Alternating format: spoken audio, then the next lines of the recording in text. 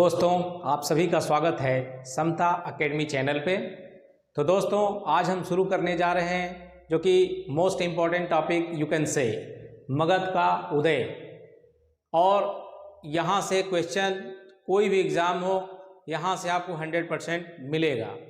तो दोस्तों, हमने ऑलरेडी जो है पिछले चैप्टर में उत्तर वैदिक काल कवर किया है। यदि आपने वो वीडियो नहीं देखा है तो आप उसको ज़रूर देखिए, क्योंकि मगध का जब उदय आप पढ़ेंगे तो आपको बेस तैयार हो जाएगा, काफ़ी चीज़ें समझ में आएंगी।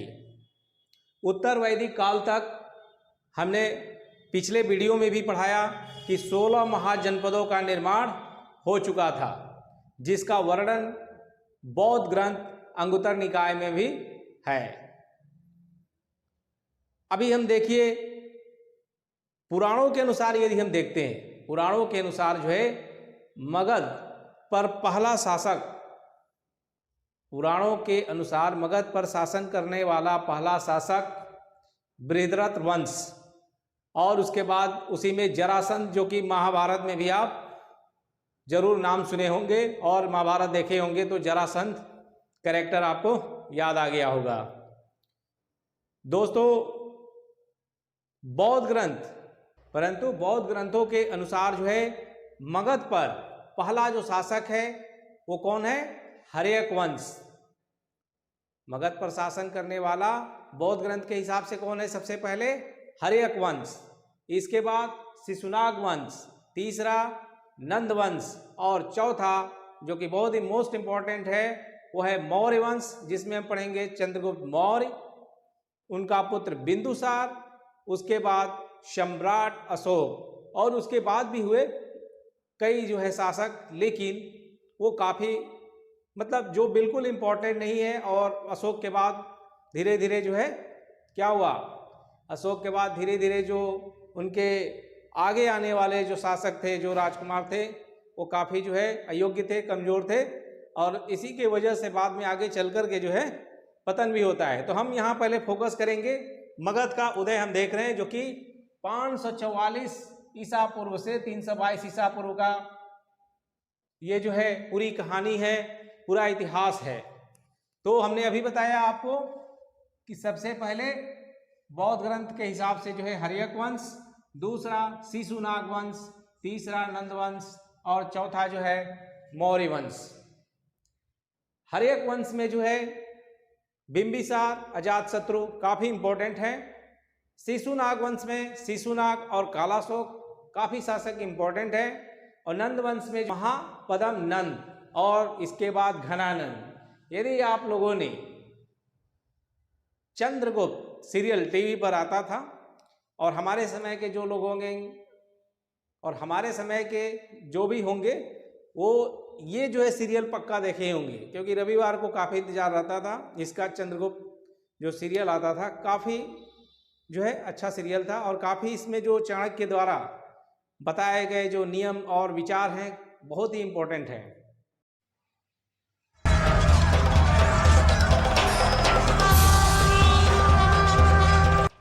एक एक कर उसने वैशाली, काशी, कौशल समेत 36 राज्यों को मगध में अभी हम देखेंगे, सबसे पहले देखिए हर्यक वंश। सबसे पहले हम देखेंगे इसमें हर्यक वंश, जिनका जो शासन काल है वो 544 से 412 ईसा पूर्व है। ठीक है। तो दोस्तों, अभी हमने आपको बताया कि बौद्ध ग्रंथ के अनुसार मगध पर पहला शासक हर्यक वंश था, जिसे पितृहंता भी कहा जाता है। उस समय जो है 6वीं शताब्दी में जो है 16 महाजनपदों का निर्माण हो चुका था, और उन 16 महाजनपदों में भी जो है 3 महाजनपद, कितने? 3 महाजनपद काफी शक्तिशाली थे, कौशल, वज्जी और मगध। कौशल, ये देखिए, कौशल, वज्जी और मगध, ये तीनों ही जो है काफी उस समय इंपॉर्टेंट थे। आगे चलकर के ये संघर्ष शुरू होता है।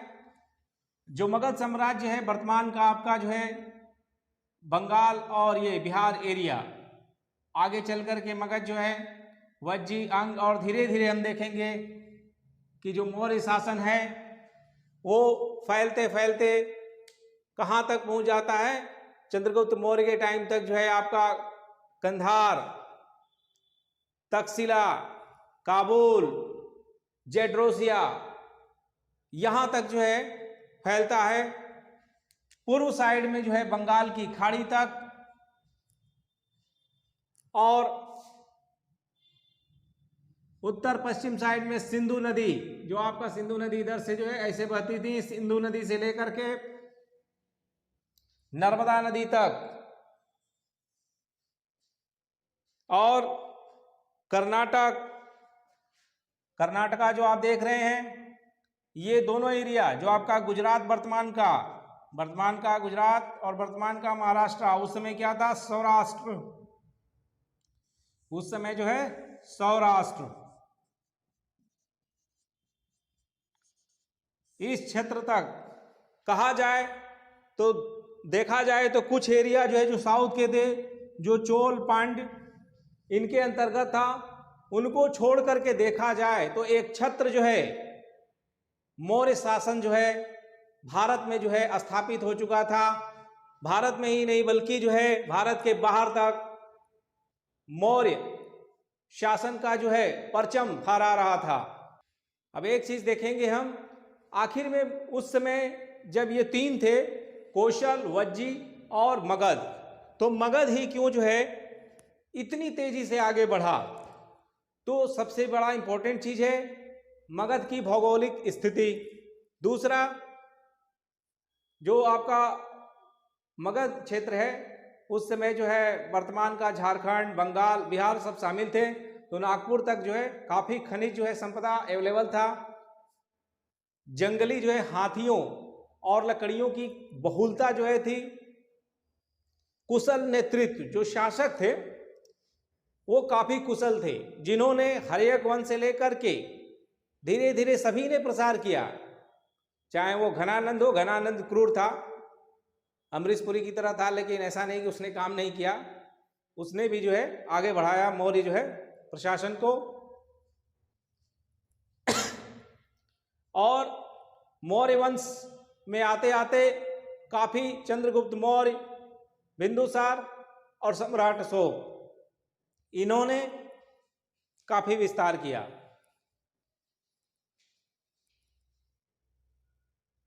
अभी हम देखेंगे मगध पर शासन करने वाले जो है विभिन्न वंश।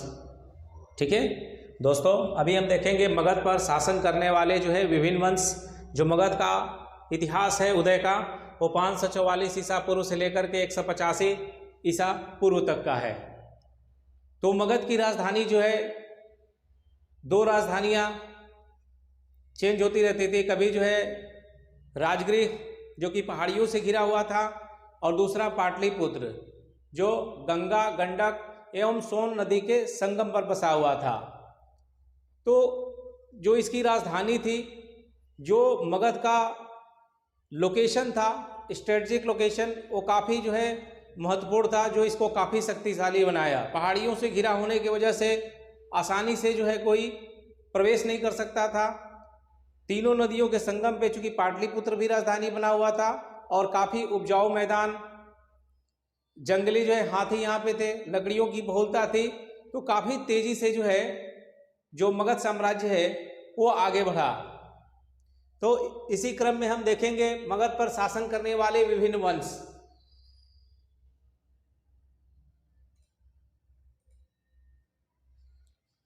ठीक है दोस्तों, तो इसी क्रम में हम देखेंगे मगध पर शासन करने वाले विभिन्न वंश। तो मगध पर जो है टोटल जो है 4 वंशों ने जो है राज्य किया। पहला हर्यक वंश, दूसरा शिशुनाग वंश, तीसरा नंद वंश और चौथा मौर्य वंश। हर्यक वंश का समय काल 544 ईसा पूर्व से 412 ईसा पूर्व तक। शिशुनाग वंश समय काल 412 से 344 ईसा पूर्व तक। नंद वंश समय काल 344 से 322 ईसा पूर्व तक। मौर्य वंश जो कि काफ़ी इंपॉर्टेंट है, 322 से 185 ईसा पूर्व यानी 137 साल मौर्य वंश ने शासन किया मगध पर, जिसमें चंद्रगुप्त मौर्य वंश के संस्थापक, इसके बाद उनका पुत्र बिंदुसार और बिंदुसार का पुत्र अशोक, और अशोक के बाद भी कई शासक हुए, वो इतने इंपॉर्टेंट नहीं हैं। तो यहाँ पर हम उन्हीं को देखेंगे जो काफ़ी इंपॉर्टेंट है और जिन्हें पढ़ना उचित है। तो सबसे पहले देखेंगे हम हर्यक वंश। हर्यक वंश के संस्थापक जो है बिंबिसार, ठीक है। हर्यक वंश के संस्थापक कौन है? बिंबिसार है। बौद्ध ग्रंथ के हिसाब से जो है मगध पर पहला जो शासन किया वो जो है हर्यक वंश ने किया। पुराणों के अनुसार जो है मगध पर पहला शासक जो है बृहदत्त वंश था, और जरासंध नाम सुने होंगे आप, जो है इसी वंश से था महाभारत में, ठीक है दोस्तों। तो अभी हम देखते हैं हर्यक वंश। हर्यक वंश में पहला देखेंगे बिंबिसार, जो कि हर्यक वंश के संस्थापक है। तो आइए देखते हैं। हर्यक वंश का जो पहला शासक था बिंबिसार, जिसने स्थापना किया हर्यक वंश का, 15 वर्ष की आयु में 544 ईसा पूर्व मगध का शासक बना, ठीक है। तो मगध में जो भी शासक आए वो जो है लगातार जो है मगध का प्रसार, साम्राज्य का जो है प्रसार करते गए। काफ़ी जो है कुशल, काफ़ी जो है शक्तिशाली मगध के शासक हुए, जो कंटिन्यू जो है मगध की पताका जो है, मतलब मगध का साम्राज्य जो है आगे बढ़ता रहा, चाहे वो हर्यक वंश हो, चाहे शिशुनाग वंश हो, चाहे नंद वंश हो या मौर्य वंश हो। बिंबिसार ने अंग महाजनपद को जीतकर मगध साम्राज्य में मिला लिया। बिंबिसार ने अपने प्रसिद्ध राजवैद्य जीवक को जो है अवंती नरेश चंड प्रद्योत के उपचार के लिए जो है जीवक को भेजा, जो कि उनका प्रसिद्ध राजवैद्य था।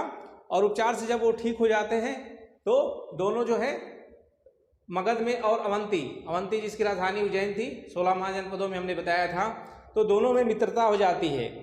जो भी मगध के शासक रहते हैं वो एक कुशल सेनानायक, कूटनीतिज्ञ और शक्तिशाली भी होते हैं। तो साम्राज्य का विस्तार मैत्री के द्वारा या साम्राज्य को जीतकर या वैवाहिक संबंधों के द्वारा जो है अपने साम्राज्य का जो है निरंतर विकास करते गए, बढ़ाते गए।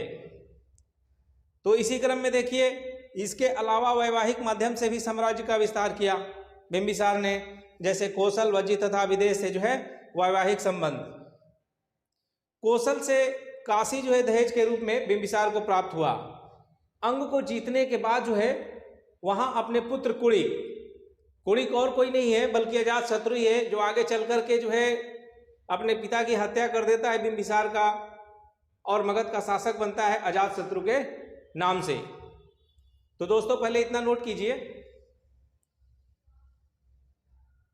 शिशुनाग वंश में देखिए पहला जो है संस्थापक शिशुनाग, इसके बाद कालाशोक, और कालाशोक के बाद जो अंतिम शिशुनाग वंश का शासक बना वो महानंदीन। नंद वंश में महापद्म नंद, इसके बाद घनानंद जो है अंतिम, जो कि चंद्रगुप्त, एक सीरियल आता था टीवी पे, आप भी देखे होंगे या और भी सीरियल हैं चैनलों पे, घनानंद के बारे में आपने जरूर सुना होगा। मौर्य वंश काफ़ी इंपॉर्टेंट है, चंद्रगुप्त मौर्य। तो चंद्रगुप्त मौर्य, बिंदुसार, अशोक, सम्राट अशोक, अब मूवी भी आई थी अशोका द ग्रेट करके, वो भी आपने देखा होगा। तो इसे नोट कीजिए, इसके बाद हम आगे देखते हैं।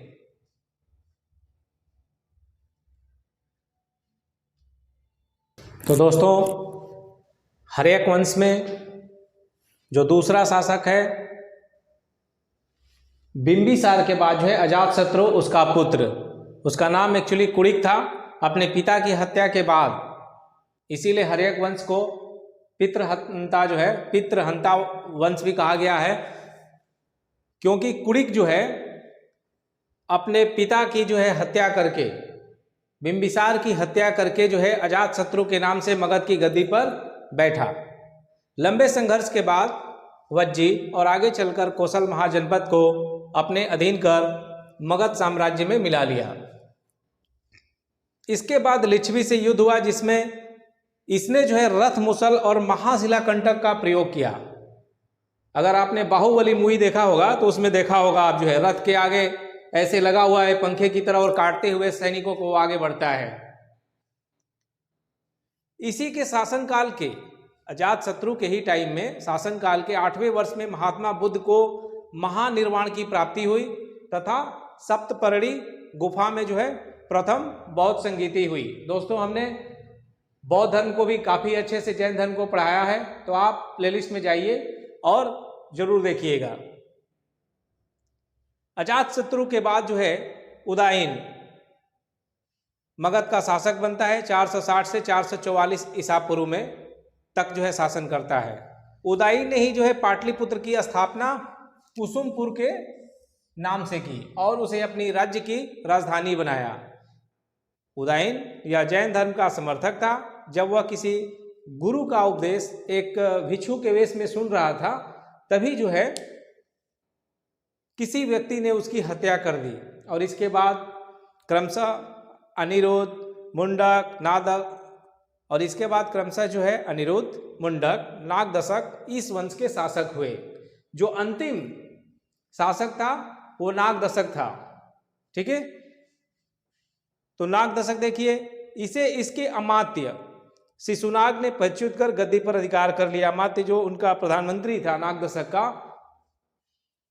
इसने जो है नागदशक को हटा करके जो है खुद जो है गद्दी पर जो है अधिकार कर लिया। और इस तरीके से जो है हर्यक वंश के बाद शिशुनाग वंश शुरू होता है, जिसका समय पीरियड है 412 से 344 ईसा पूर्व। इस तरह जो है हर्यक वंश की जगह अब मगध पर शिशुनाग वंश की स्थापना हो जाती है। ये राज्य की राजधानी को पाटलिपुत्र से जो है वैशाली ले गया। वैशाली क्या था? वज्जी जो था, वज्जी महाजनपद, तो उसकी जो है राजधानी था वैशाली। तो ये राजधानी को चेंज करते हैं, ये राज्य की राजधानी को पाटलिपुत्र से वैशाली ले जाते हैं और इन्होंने जो है अवंती और वत्स संघ पर भी अधिकार कर लेते हैं और मगध साम्राज्य में मिला लेते हैं।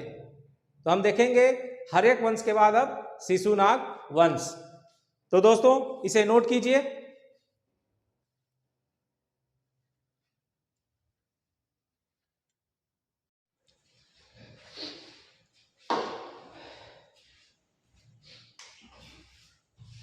तो दोस्तों हर्यक वंश के बाद अभी हम देखेंगे, तो दोस्तों अभी देखते हैं शिशुनाग वंश। हर्यक वंश के अंतिम शासक नागदशक को पदच्युत कर मगध की गद्दी पर शिशुनाग जो है गद्दी पर बैठे। इस प्रकार मगध पर एक नए राजवंश शिशुनाग वंश की स्थापना हो गई। ये राज्य की राजधानी को पाटलिपुत्र से वैशाली ले गए। शिशुनाग ने एक शक्तिशाली महाजनपद अवंती तथा वत्स पर अधिकार कर लिया। इसके बाद कालाशोक ने पुनः साम्राज्य की राजधानी पाटलिपुत्र बनाए। इसी के शासनकाल में द्वितीय बौद्ध संगीति हुई। पाटलिपुत्र में घूमते समय महापद्म नंद ने चाकू मारकर कालाशोक की हत्या कर दी। इसके बाद महानंदिन मगध का शासक बना और महानंदिन जो है शिशुनाग वंश का अंतिम शासक था। इसके बाद एक नए वंश नंद वंश की स्थापना हुई, जिसका समय काल 344 से 324 ईसा पूर्व है। तो महापद्म नंद भारतीय इतिहास में पहली बार एक ऐसे साम्राज्य की स्थापना हुई जो कि कुलीन नहीं थे, जो कि एक शूद्र जाति से थे। यूनानी लेखों के अनुसार महापद्म नंद निम्न जाति के थे। पुराणों के अनुसार जो है ये शूद्र सर्व छत्रात्मक भार्गव यानी दूसरे परशुराम का अवतार यानी क्षत्रियों का नाश करने वाला। जैन ग्रंथों में इसे नपित कहा गया है। नपित जो है उसमें नाई को कहा जाता था, यानी संभवतः ये नाई थे, बार्बर थे। तथा पाली ग्रंथ में भी नपित दास कहा गया है। प्रारंभ में यह डाकुओं के गिरोह का राजा या सरदार था। प्रसिद्ध व्याकरण आचार्य पाणिनि इसके मित्र व दरबारी थे। इसने निकटवर्ती सभी राजवंशों को जीतकर एक विशाल साम्राज्य की स्थापना की और पहली बार जो है एक केंद्रीय जो है संगठन बनाया, केंद्रीय जो है शक्ति की स्थापना किया।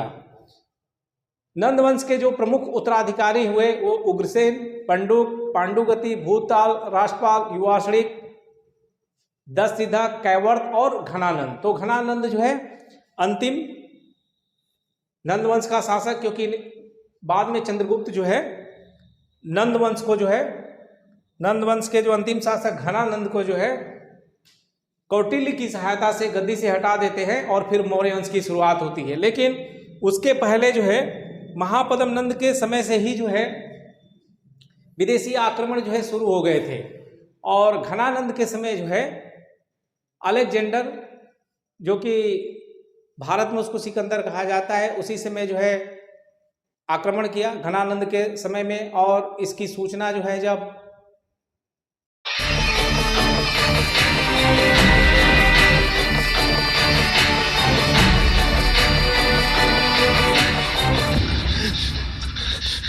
महाराज सिकंदर की सेना का संकट अखंड भारत ही संभाल पाएगा। एक बार समय निकल गया तो इतिहास आपको कभी क्षमा नहीं करेगा।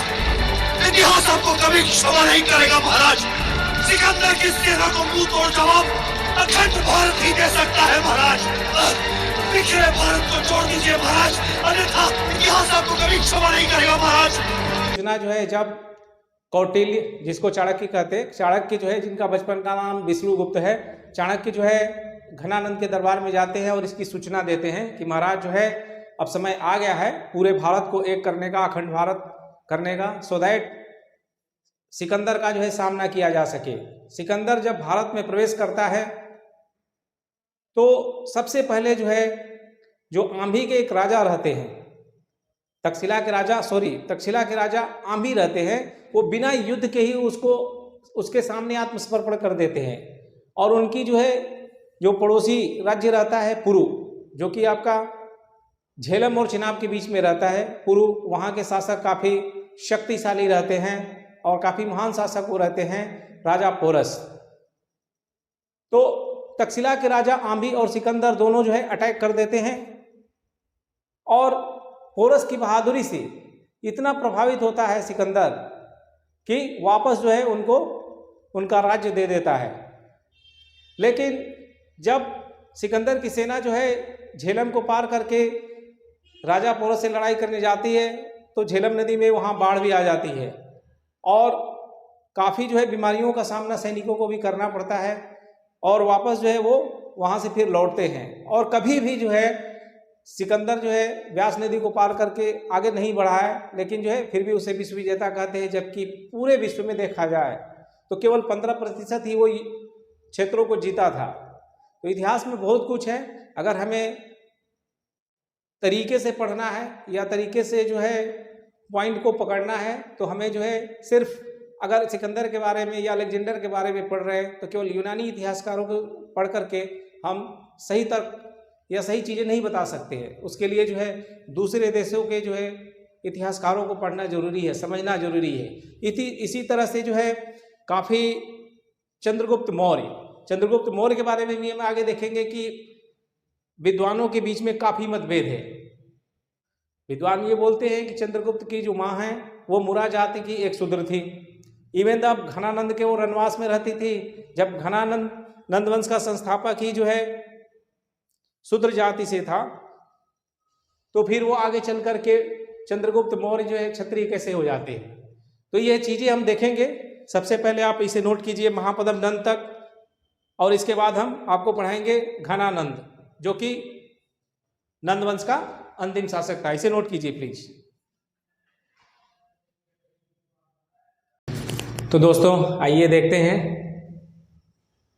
नंदवंश का अंतिम शासक घनानंद के बारे में। यूनानी लेखकों ने इसे अग्रमीश कहा है। इसका सेनापति भद्रशाल था। इसके मंत्री क्रमशः जैनी, शक्टाल, स्थूलभद्र एवं श्रीयक थे। इसी के समय में अलेक्जेंडर यानी सिकंदर विश्व विजेता बनने के लिए हिंदू कुश पर्वत पार कर भारत की ओर बढ़ रहा था। तक्षशिला के राजा आंभी इतना भयभीत हो जाते हैं कि बिना युद्ध के ही, बिना लड़ाई के लिए ही आत्मसमर्पण कर देते हैं, और उनकी दुश्मनी रहती है अपने पड़ोसी राज्य पुरु, जिसके राजा रहते हैं पोरस, उनके खिलाफ जो है उकसा भी देता है कि हाँ यहाँ पे लड़ाई कीजिए और हम आपका साथ देंगे। तो एक तरह से वो भारत का पहला जो है देशद्रोही था। देखा जाए तो यह भारत का पहला देशद्रोही था। झेलम नदी को पार करके सिकंदर और पोरस के बीच एक भयानक युद्ध हुआ। सिकंदर युद्ध जीतने के बाद भी पोरस से इतना प्रभावित हुआ कि वो उनका राज्य जो है वापस उन्हें लौटा दिया। चाणक्य घनानंद को जो है सिकंदर के खिलाफ लड़ाई की तैयारी, हम कहते हैं कि अब अखंड भारत सबको एकजुट करने का जो है समय आ गया है और सिकंदर के खिलाफ जो है अब लड़ाई कर देनी चाहिए। लेकिन घनानंद जो है उनका काफ़ी अपमान करता है और अपने सैनिकों से बोलता है कि इनका सबसे प्रिय शिष्य है वो चोटी पकड़ करके धक्का मार करके राज्य से बाहर निकाल देता है। वहीं जो है चाणक्य प्रतिज्ञा कर लेते हैं, कसम खा लेते हैं कि मैं तुम्हें जो है गद्दी से हटा के रहूँगा, और चंद्रगुप्त मौर्य को काफ़ी शिक्षा देते हैं, उसके लिए तैयार करते हैं। और समय आने पर जो है कुछ समय के बाद चंद्रगुप्त मौर्य जो है की सहायता से चाणक्य जो है उसको मगध की गद्दी से, घनानंद को जो है मगध की गद्दी से पच्युत कर देते हैं, अपदस्थ कर देते हैं, ठीक है। और उसके बाद एक नए वंश मौर्य वंश की शुरुआत होती है। तो हम देखेंगे अभी आगे टॉपिक चंद्रगुप्त मौर्य, इसे नोट कीजिए।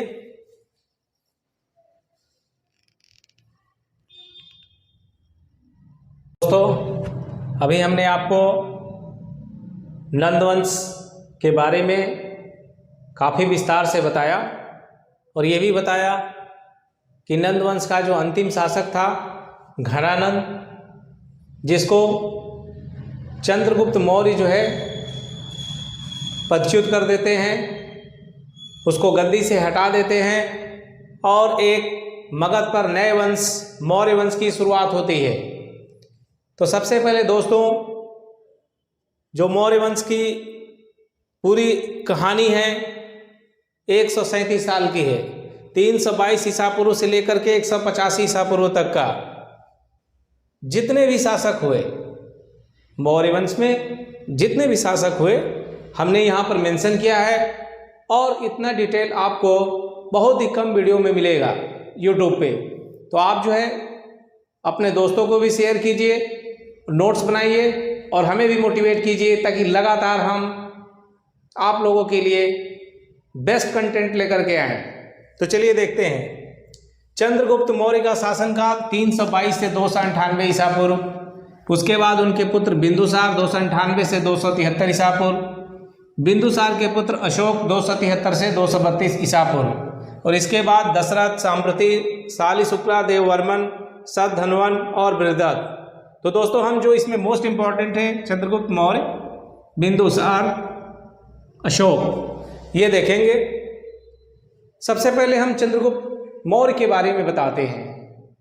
ब्राह्मण परंपरा के अनुसार चंद्रगुप्त की माता शूद्र जाति की मूरा नामक स्त्री थी जो घनानंद के रनवास में रहती थी। लेकिन वहीं बौद्ध परंपरा के अनुसार माना जाता है कि नेपाल की तराई से लगे गोरखपुर में मौर्य नामक क्षत्रिय कुल के लोग रहते थे। संभव है, ये कोई फिक्स नहीं है, संभव है कि चंद्रगुप्त इसी वंश के थे। यानी चंद्रगुप्त के जाति के बारे में जो है कोई भी सही जानकारी नहीं है। यदि माता शूद्र थी, माता के बारे में जानकारी है, चंद्रगुप्त के बारे में पूरी जानकारी है, तो उनके पिता के बारे में क्यों नहीं है? उनकी माता जो है, जो मुरा थी, वो जो है घनानंद, आपने सीरियल देखा होगा, घनानंद के ही जो है रनवास में रहती थी। तो हम इस पे नहीं जाएंगे, जातिवाद पे नहीं जाएंगे, हम डायरेक्ट फोकस करते हैं कि कुछ भी हो जाति चंद्रगुप्त की, वो एक महान शासक थे और उन्होंने एक अखंड भारत का जो है निर्माण किया। तो हम फोकस करेंगे चंद्रगुप्त के जो है कार्यों पर, ठीक है दोस्तों। अभी देखते हैं चंद्रगुप्त मौर्य के बारे में, ठीक है। तो अभी हमने बताया था इनकी जाति के बारे में, तो यहाँ तक नोट कीजिए। लेकिन ज़्यादातर लोग यही मानते हैं कि चंद्रगुप्त मौर्य जो है क्षत्रिय थे। तो चलिए आगे देखते हैं। चंद्रगुप्त मौर्य जो है भारत का पहला ऐतिहासिक सम्राट था जिसने बृहत्तर भारत पर अपना शासन स्थापित किया। चंद्रगुप्त मौर्य ने सिकंदर, यानी यूनानी उसको अलेक्जेंडर बोलते थे, अलेक्जेंडर की मृत्यु के बाद, अलेक्जेंडर पोरस की लड़ाई हमने बताया था, पोरस से लड़ाई करता है और जीतने के बाद भी पोरस की बहादुरी से प्रभावित होकर उनको राज्य वापस दे देता है और उसकी सेना जो है विरोध करने लगती है। तो वापस वो मकदूनिया जो है वहाँ जाता है, वहाँ उसकी जो है मृत्यु हो जाती है। लेकिन जाने से पहले वो यहाँ पे अपने जीते हुए प्रांतों में 3 जो है गवर्नरों को नियुक्त कर देता है, जिसमें से एक रहता है आपका सेल्यूकस भी। तो चंद्रगुप्त मौर्य ने सिकंदर की मृत्यु के बाद जो उत्पन्न अव्यवस्था थी उससे लाभ उठाया और उसने उत्तर पश्चिम में ब्यास नदी से सिंधु नदी के क्षेत्र पर कब्जा कर लिया। इस तरह मौर्य शासक का सर्वप्रथम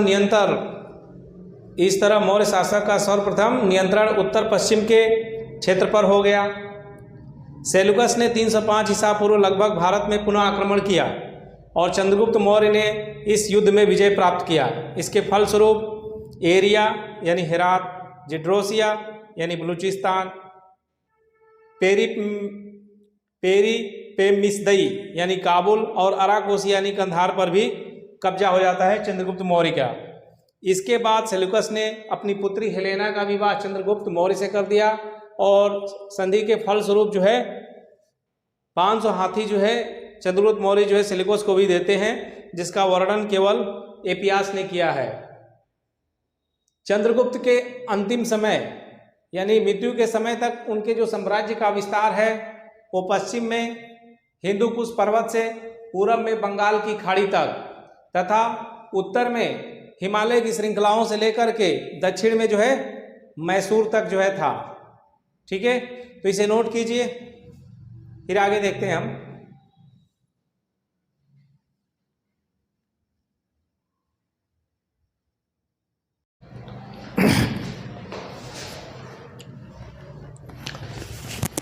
तो दोस्तों अभी हम देख रहे हैं चंद्रगुप्त मौर्य के बारे में। तो हम देखेंगे कि विभिन्न विद्वानों या इतिहासकारों ने चंद्रगुप्त को जो है किन किन नामों से वर्णन किया है। तो आइए देखते हैं। तो सर्वप्रथम जो है विलियम जोन्स ने चंद्रगुप्त मौर्य को सेंड्रोकोटस के नाम से वर्णन किया है। स्ट्रेबो के अनुसार देखिए, स्ट्रेबो के अनुसार चंद्रगुप्त मौर्य का एक उपनाम पालीब्रोथम यानी पाटलिपुत्र था। ठीक है, नेक्स्ट देखिए एरियन और प्लूटार्क ने चंद्रगुप्त मौर्य को एंड्रोकोटस के नाम से वर्णन किया है। जस्टिन ने चंद्रगुप्त मौर्य को सेंड्रोकोटस के नाम से वर्णन किया है। अभी नेक्स्ट देखिए, चूंकि लास्ट में चंद्रगुप्त मौर्य जो है जैन धर्म को अपना लिए रहते हैं और उनके गुरु रहते हैं स्थूलभद्र, और स्थूलभद्र के साथ ही जो है वो कर्नाटक के श्रवणबेलगोला में चले जाते हैं और वहाँ जो है सलेखना, जैन धर्म में क्या होता है, सलेखना के माध्यम से जो है वो लोग मृत्यु जो है प्राप्त करते हैं। इसे एक्चुअली संथारा भी कहते हैं, क्योंकि इसमें क्या होता है कि ये लोग जल अन्न को जो है लेना बंद कर देते हैं, मतलब कुछ भी खाते पीते नहीं हैं और जो है अपने प्राण को जो है त्याग देते हैं। इसी को सलेखना संथारा विधि कहते हैं। तो जैन परंपरा के अनुसार वृद्धावस्था में चंद्रगुप्त मौर्य स्थूलभद्र का शिष्य बन गए और दोनों कर्नाटक के श्रवणबेलगोला में जाकर बस गए। चंद्रगुप्त मौर्य की मृत्यु 298 ईसा पूर्व में वर्तमान कर्नाटक के श्रवणबेलगोला की चंद्रगिरी की पहाड़ियों में जैन धर्म की सलेखना विधि द्वारा हो गया।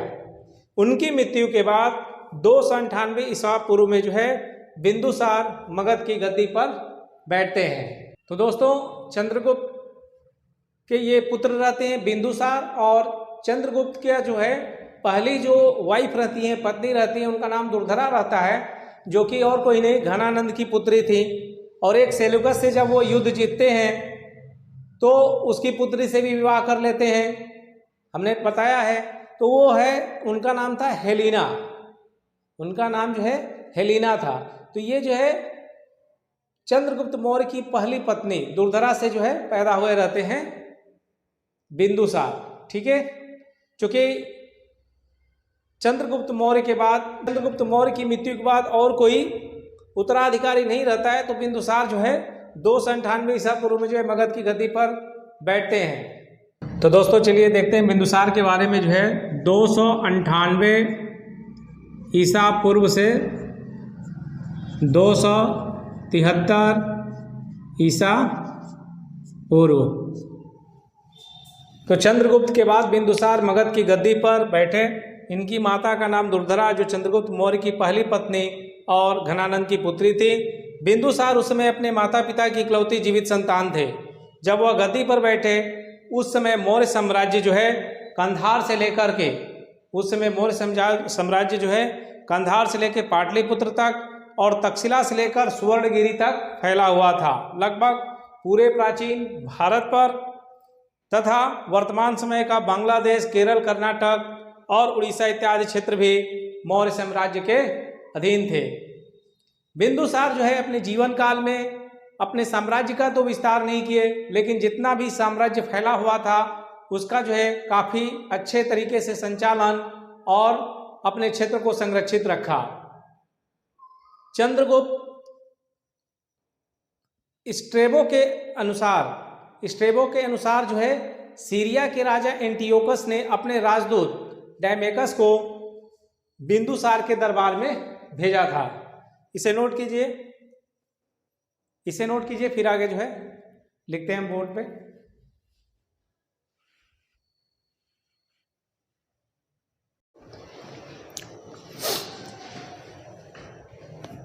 बिंदुसार राजा बनने के बाद राज्य का ज़्यादा विस्तार तो नहीं किया, लेकिन राज्य को संरक्षित रखा। स्ट्रेबो के अनुसार सीरिया के राजा एंटियोकस ने डायमेकस नामक राजदूत को बिंदुसार के जो है दरबार में भेजा। यूनानियों ने बिंदुसार को अमित्रकेटस तथा अमित्रघात कहा है, जिसका शाब्दिक अर्थ शत्रुओं का नाश करने वाला। बिंदुसार ने सीरिया के शासक एंटियोकस प्रथम से 3 चीज़ें डिमांड की: सूखी अंजीर, मीठी मदिरा और दार्शनिक। वो प्रथम दो चीज़ें भेज देते हैं, लेकिन दार्शनिक को नहीं भेजते हैं, क्योंकि दार्शनिक जो है एक क्रय विक्रय का वस्तु नहीं है और वे उन्हें बहुत सम्मान देते थे। बिंदुसार जो है एक सहिष्णु शासक था और वो सभी धर्मों को एक समान समझता था। वह आजीवक संप्रदाय को मानता था। बिंदुसार की मृत्यु जो है 273 ईसा पूर्व में हो जाती है और बिंदुसार के बाद जो है शासक सम्राट अशोक बनेंगे। लेकिन बिंदुसार इतिहास में जो है पिता का पुत्र और पुत्र का पिता के नाम से प्रसिद्ध है, इसलिए क्योंकि बिंदुसार जो है चंद्रगुप्त मौर्य का पुत्र था और महान सम्राट अशोक का जो है पिता था।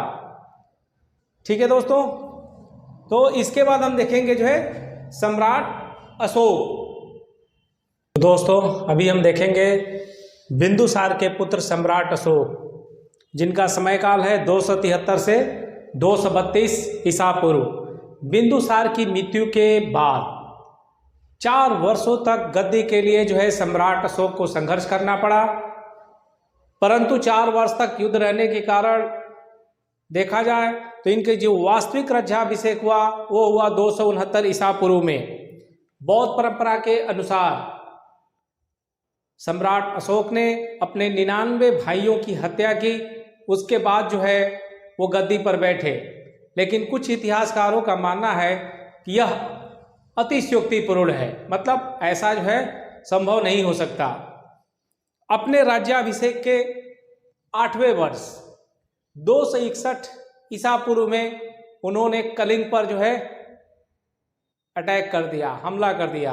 और कलिंग का युद्ध इतना भयानक युद्ध होता है कि वहाँ के सैनिकों के मारे जाने के बाद वहाँ महिलाएं भी इस युद्ध में शामिल हो जाती हैं। इस युद्ध में कलिंग के लगभग 1.5 लाख सैनिक मारे गए और सम्राट अशोक के करीब 1 लाख, लाखों की संख्या में जो है सैनिक घायल हुए और बंदी बना लिए गए। जब सम्राट अशोक युद्ध के मैदान में पहुंचते हैं और वहां मरे हुए सैनिकों को देखते हैं, महिलाओं को देखते हैं, रोते बिलखते बच्चों को देखते हैं, तो उनका हृदय परिवर्तन होता है। वो सोचते हैं कि आखिर में हमने इस युद्ध के बाद पाया क्या, और बौद्ध धर्म को जो है वो बाद में अपना लेते हैं। इस युद्ध के बाद ही जो है वो बौद्ध धर्म को अपना लेते हैं। तो हम अभी देखते हैं डिटेल में ब्लैक बोर्ड पे। तो दोस्तों इसे नोट भी करते रहिए। कलिंग पर आक्रमण, कलिंग पर आक्रमण देखिए, ये काफ़ी इम्पोर्टेंट है और ये टर्निंग पॉइंट है सम्राट अशोक के जीवन का। अपने राज्याभिषेक के 8वें वर्ष 261 ईसा पूर्व में अशोक ने कलिंग पर आक्रमण किया। इसके निम्नलिखित कारण थे: आर्थिक कारण, सामरिक कारण और साम्राज्यवादी नीति। आर्थिक कारण, क्योंकि जो उड़ीसा है उस समय जो है कलिंग कहा जाता था, राजधानी तोसाली जो है, तो काफ़ी जो है यहाँ पे खनिज संपदा था, हाथी पाए जाते थे, और व्यापार करने के लिए जो है, व्यापार करने के लिए दक्षिण से काफ़ी इम्पोर्टेंट था इसको जीतना जो है। दूसरा जो है सामरिक कारण, कलिंग क्या था, कलिंग जो है बिल्कुल आप देखेंगे मैप में तो मगध के एकदम पास में था और बार बार जो है चुनौती मिलती रहती थी, इसलिए भी जो है सम्राट अशोक ने आक्रमण किया। तीसरा साम्राज्यवाद नीति, मगध में जितने भी शासक हुए लगभग उन्होंने अपने साम्राज्य का जो है निरंतर प्रसार किया, और सम्राट अशोक भी उसी क्रम में जो है साम्राज्यवादी नीति के तहत कलिंग पर आक्रमण करते हैं। इसका जो परिणाम हुआ वो काफी भयावह हुआ। इस युद्ध में कलिंग के 1.5 लाख सैनिक मारे गए और चंद्रगुप्त के करीब 1 लाख, लाखों की संख्या में सैनिक घायल हुए एवं बंदी बना लिए गए। युद्ध का मैदान लहूलुहान हो चुका था, चारों तरफ मरे हुए सैनिक, रोती बिलखती महिलाएं और बच्चे। इन सब चीज़ों को देख करके सम्राट अशोक का हृदय परिवर्तन हो गया और इस युद्ध के बाद जो है वे बौद्ध धर्म को स्वीकार कर लिए।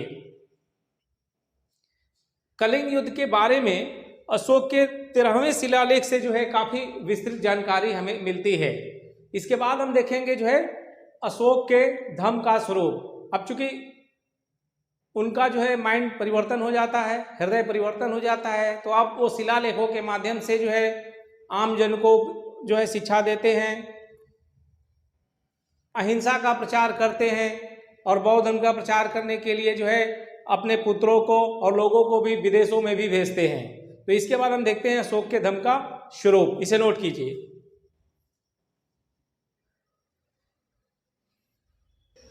तो अभी देखिए अशोक का धम्म यानी धर्म। धम्म शब्द संस्कृत भाषा के धर्म का प्राकृत, धर्म शब्द संस्कृत भाषा के धर्म का प्राकृत रूपांतर है। अशोक के द्वितीय शिलालेख में इसकी जानकारी मिलती है। शिलालेख मतलब शिला यानी पत्थर, पत्थर के ऊपर लिखा हुआ जो लेख है शिलालेख। तो इन्होंने जो है काफ़ी शिलालेख, स्तंभलेख जो है उनका निर्माण कराया। तो पहले हम यहाँ देखते हैं, फिर आगे डिटेल में हम शिलालेखों के बारे में भी बताएंगे आपको। तो इसकी जो जानकारी है अशोक के धम्म के बारे में हमें जो है शिलालेखों के माध्यम से मिलती है, जिसमें उन्होंने जोड़ दिया, अशोक का धम्म क्या था, उन्होंने जोड़ दिया कि कर्म कांडों की बजाय धार्मिक सरलता पर जोर, नैतिकता और सदाचरण पर बल, अहिंसा पर बल, सेवक तथा श्रमिकों के साथ अच्छे व्यवहार पर बल, संपत्ति जो है आवश्यकता से ज़्यादा संग्रहण नहीं करना, इकट्ठा नहीं करना और फिजूल खर्ची नहीं करना, इस पर उन्होंने जोर दिया। अशोक ने बौद्धों का तीसरा सम्मेलन यानी संगीति का भी आयोजन करवाया और धर्म प्रचारकों को न केवल दक्षिण भारत में बल्कि विदेशों में भी भेजा, जैसे श्रीलंका, वर्मा आदि देशों में भी भेजा।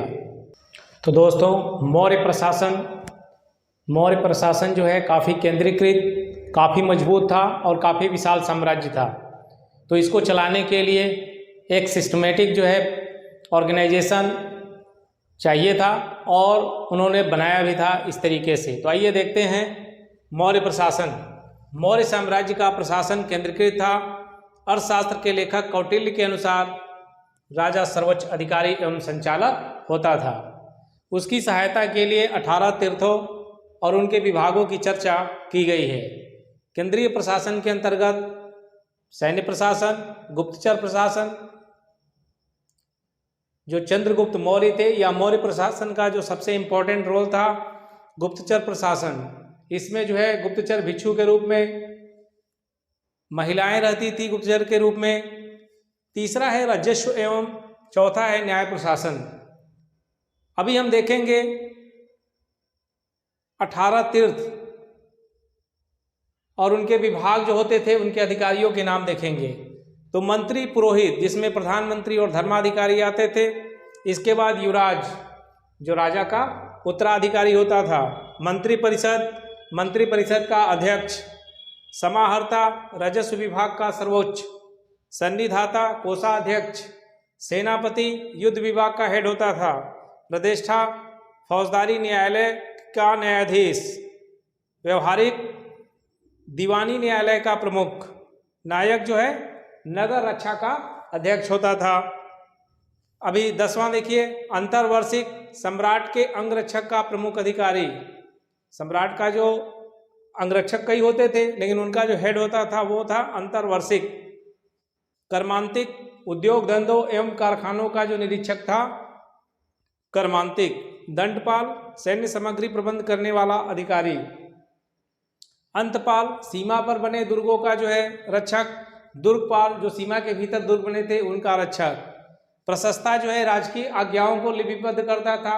जो भी राजकोषीय लेख है या जो भी लेख है उनको लिपिबद्ध करना, उन दस्तावेजों को संभाल कर रखना, ये प्रशस्ता का काम था। आठवीं, वन विभाग का जो है सर्वोच्च अधिकारी। जैसे आजकल यूपीएससी देते हैं तो आईएफएस जो जाते हैं वो क्या है, वन विभाग में सर्वोच्च अधिकारी हैं। दवारिक, राजमहल का प्रबंध व देखरेख करने वाला। नागरिक, नगर का सर्वोच्च अधिकारी। ये सभी उच्च श्रेणी के अधिकारी हैं। इसके अलावा जो है नीचे काफ़ी छोटे छोटे जिला स्तर पर, प्रांत स्तर पर भी अधिकारी होते थे। देखिए, प्रांतीय और स्थानीय शासन। प्रांतीय और स्थानीय शासन, अशोक के समय 5 प्रांतों का उल्लेख मिलता है। चूंकि साम्राज्य बहुत बड़ा था इसलिए उसको जो है 5 प्रांतों में डिवाइड कर दिया गया, सो दैट इजिली कंट्रोल किया जा सके उन क्षेत्रों पर। तो पहला उत्तरापथ, उत्तरापथ तक्षशिला उसकी राजधानी बना दिया गया। अवंती, अवंती यानी उसकी राजधानी जो है उज्जैनी या उज्जैन। दक्षिणापथ स्वर्णगिरी, जो साउथ में थे, भारत के दक्षिण में जो थे उनकी राजधानी स्वर्णगिरी बना दिया गया। कलिंग, कलिंग की राजधानी तोशाली। और मध्य देश, इसकी राजधानी पाटलिपुत्र। तो ये काफ़ी इंपॉर्टेंट है दोस्तों, इसको नोट कीजिए। और इस वीडियो को देखने के बाद आपको जो है कहीं से मगध का उदय, मौर्य प्रशासन, कोई भी क्वेश्चन कहीं से आए आप जो है इजीली आंसर दे सकते हैं। तो दोस्तों आप इसको जो है लाइक कीजिए, शेयर कीजिए और हमें भी मोटिवेट कीजिए। इसे नोट कीजिए प्लीज। तो दोस्तों नोट कीजिए, उच्च श्रेणी के अधिकारियों के अलावा चाणक्य ने कुछ अन्य अधिकारियों का वर्णन किया है जिन्हें अध्यक्ष कहा जाता था, जो इस प्रकार है अधिकारी और विभाग। इसमें से कुछ क्वेश्चन ऐसे हैं जो काफ़ी बार पूछे गए हैं, जैसे रूप दर्शक। तो रूप दर्शक जो अधिकारी था तो सिक्कों की जांच करने वाला अधिकारी था, ठीक है। गणिका अध्यक्ष, वेश्याओं का अध्यक्ष एवं निरीक्षक, सूत्राध्यक्ष, कताई बुनाई का अध्यक्ष, सीता अध्यक्ष, कृषि विभाग का अध्यक्ष, अकराध्यक्ष, खानों का अध्यक्ष, लक्षणाध्यक्ष, मुद्रा विभाग का अध्यक्ष, नवाध्यक्ष, जहाज रानी विभाग का अध्यक्ष।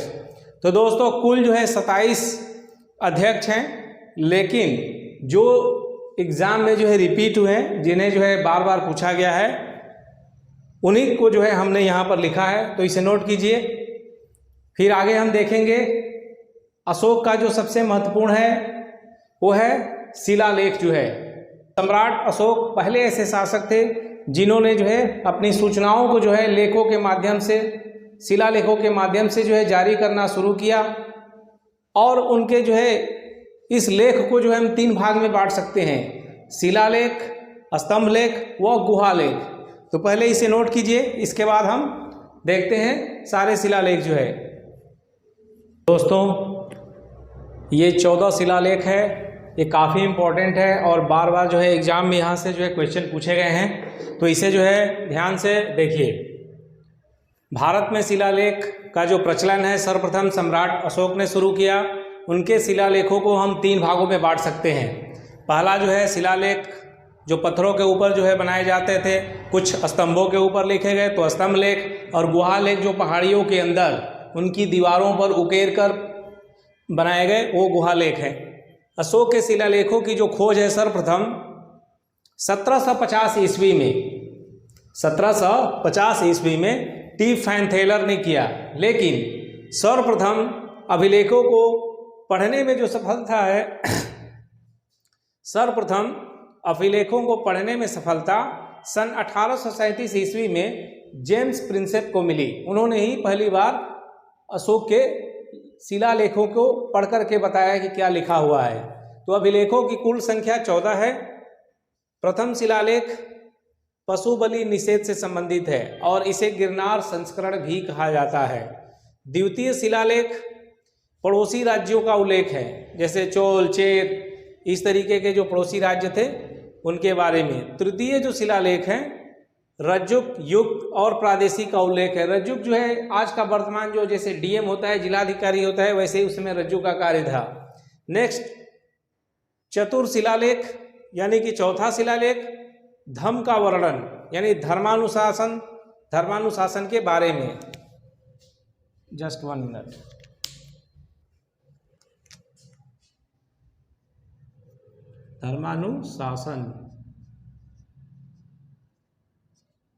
धर्मानुशासन के बारे में। नेक्स्ट देखिए पंचम जो शिलालेख है वो धम्म महामात्रों की नियुक्ति, और ये राज्याभिषेक के 13वें वर्ष में जो है धम्म महामात्रों की नियुक्ति। आपको पता है कि राज्याभिषेक के 8वें वर्ष में जो कलिंग का युद्ध। तो षष्ठम देखिए, षष्ठम जो शिलालेख है आत्मनियंत्रण एवं किसी भी समय राजा से मिलने की सुविधा थी। ठीक है, किसी भी समय राजा से मिल सकते हैं। सप्तम शिलालेख में उन्होंने बताया सभी धर्मों एवं संप्रदायों के प्रति सहिष्णुता, चाहे वो कोई भी धर्म हो, कोई भी संप्रदाय हो, सबके साथ भाईचारे की भावना रखिए। अष्टम शिलालेख जो है इसमें बताया गया है धम्म यात्रा का वर्णन। ठीक है।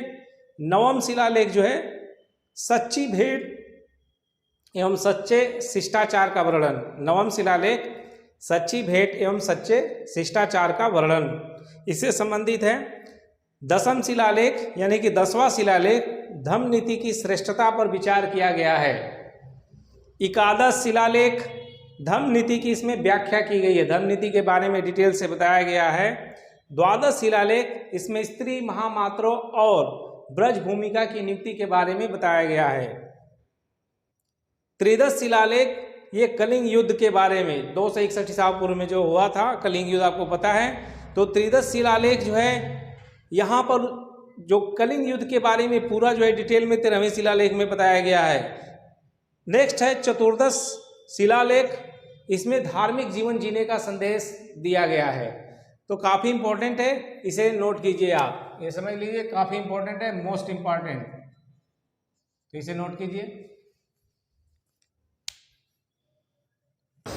अभी देखिए अशोक के स्तंभ लेख, पत्थरों को काटकर जो स्तंभ बनाए जाते थे और उन पर जो उत्कीर्ण जो भी राजकीय घोषणाएं लिखी जाती थी उन्हें ही स्तंभ लेख कहा जाता है। तो स्तंभ जो लेख हैं उनकी संख्या 7 है। तो देखिए पहला है प्रयाग स्तंभ लेख, ये पहले यह कौशाम्बी में था, उत्तर प्रदेश के कौशाम्बी में था।